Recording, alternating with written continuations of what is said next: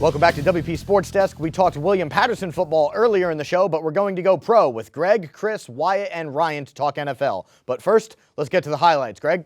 All right, we're going to Minnesota as Sam Bradford makes his first start with the Vikings in their new home, U.S. Bank Stadium. But the Packers would score first as Rodgers is going to roll out and find Jordy Nelson in the end zone to put the Packers up 7-0 early in the first. Now to his second, as Sam Bradford has the Vikings driving, he's going to find Kyle Rudolph, the red-nosed reindeer, in the back corner of the end zone to tie the game up in the second at 7-7.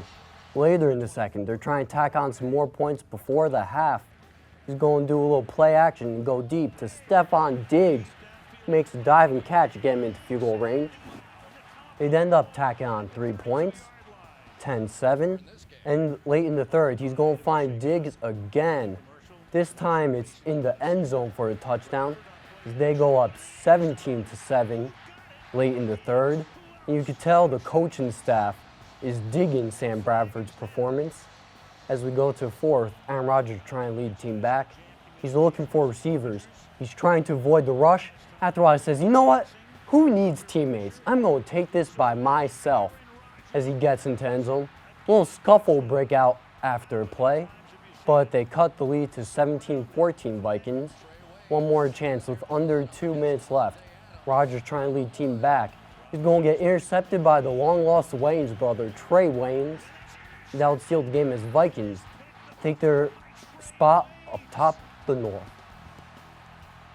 Greg Blas, never short on jokes. The big story from this game is Adrian Peterson's health. Our correspondent Danny Frost has the story. Adrian Peterson could miss the rest of the season. Peterson will have surgery to repair his torn meniscus and will be out 3 to 4 months at minimum, meaning he will be out until at least December. Vikings head coach Mike Zimmer stated that Jerick McKinnon will be the new starting running back, and Matt Asiata will also be getting some carries from Minnesota. Starting left tackle Matt Khalil was also placed on the IR yesterday. Gentlemen, how are the Vikings going to fare without AP? Well, Adrian Peterson, he has 11,000 yards career. The rest of the run backs combined only have 3,000, so that's a huge loss there. Mm-hmm. They've survived injuries so far. Sam Bradford, the new quarterback replacing Teddy Bridgewater. Mm-hmm. As I said, Khalil got hurt, but I don't know how long they could last. Well, the Vikings do have a good receiving corps, but these next two games are going to show if they can get a running game. Mm-hmm. You got to play Carolina, which always has a great defensive line. Right. Then you got to play the Giants, who has played well against the running backs the first 2 weeks of the season. Mm-hmm. So it's all going to really depend if they can find some balance on offense. Chris, what do you think? Offense wins games, defense wins championships. Fair enough. Minnesota has a fantastic defense this year. And a lot of people are overlooking it. Look at how well they did against Aaron Rodgers. Let's be real, people. Look at Denver last year. They won with no quarterback. Right. Minnesota is going to be just fine. Stole the words right out of my mouth. Minnesota is going to be fine. They're going to make the playoffs, and I think they could even win the NFC North. They have one of the best coaches in the league in Mike Zimmer, and as Chris said, that defense is tremendous. Mm-hmm. Now, he's going to be 32 at the start of next season. For an athlete, you know, we're starting to push it. Do you think he might make a full recovery? I think he could. I think he's going to be back. He might not be the same player he is now or has been the past couple of years, but I don't think his career is over. Again, there's always the chance with freak injuries, surgeries. It's always tough to come back, especially at 32. Mm-hmm. But he is an athletic freak. He came back from an ACL extremely quick too. I think he'll be fine. It's exactly what I was going to bring up. The ACL recovery. One of the best ACL recoveries basically anyone's ever seen for a football player. Mm-hmm. It was phenomenal. This guy's a freak. He's a monster. And to be honest, it's going to be tough to keep him off the field because he'll want to play even if it's not in a Vikings uniform. Greg, what do you think? Is he a freak? Adrian Peterson, he's almost superhuman. But the thing is, 32 years old is like 80 for run backs. And he's come off another knee injury. Okay. I'm not so sure. What? I mean, you can't get resurrected twice. I mean, Thomas Davis is one of those rare exceptions to where he did play well after 3 ACL tears. But, I mean, quite frankly, I think this is kind of it for AP. I give him about 3-4 years max. Okay, we'll have to wait and see there. So Vikings clearly have some injury problems here. But some of the other preseason favorites in the NFC, the NFC, have also had some problems here. So Vegas has the Packers.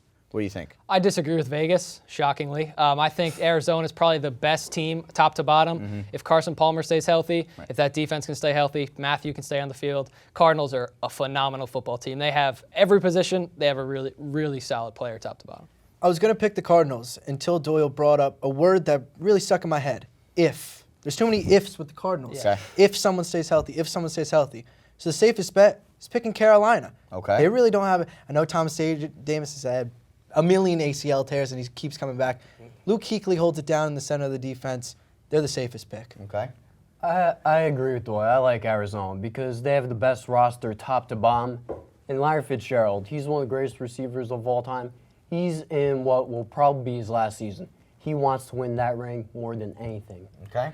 Kelvin Benjamin has brought back the passing offense that Carolina did not have last year. Just watch the Super Bowl. I think Carolina's honestly the team to beat. There's no one else in the NFC right now. All right, let's keep it in the NFC. Any dark horses that might be coming up? What? I hate to say it, but I have to say Dallas. Okay. Dak Prescott is keeping the Cowboys afloat right now. They did beat the Redskins, and he's not making rookie mistakes. He's not turning the ball over, which a lot of rookie quarterbacks tend to do. So I'm going to have to pick Dallas. Greg? They might not be a sleeper per se because a lot of people probably picked them to make the playoffs this year, but the Giants, because they have a good offense, good trio of receivers, and the defense is much improved. They could beat Green Bay or Seattle in the playoffs, possibly. Okay. I'm going to keep it in the division, but I'm going to go with the team with the best fight song. Oh, Fly, Here we go. Eagles, fly, on the road to Let's cut that right now. victory. NFC East, it's always a toss-up. I really don't see a reason why you can count them out. And for a dark horse, rookie quarterback, I mean, this is the best dark horse team you can get. Sure. This may be one of the first times, but I agree with everyone else. I'm going to stick it in the NFC East, too. I'm going to agree with Wyatt, though, with the Cowboys. Dak Prescott's looked pretty good through his first 2 games, and if they can, the Cowboys can avoid getting any more players on suspension, they could make some noise. See, Chris, if you see here, I'm going to agree with you here. I like it, so I'm going to put a ring on it. I'd like to see the Eagles get their first ring there. That's why we're on the same page. It's hard coming from a Giants fan, but we'll have to wait He's and gone see. to the dark side. I guess I have. That's all the time we have today on WP Sports Desk. I'd like to thank our producers, analysts, crew, and of course our studio manager, Al Clarke. From Studio B in Hobart Hall, I'm Mason Mills, and I will see you next week on WP Sports Desk.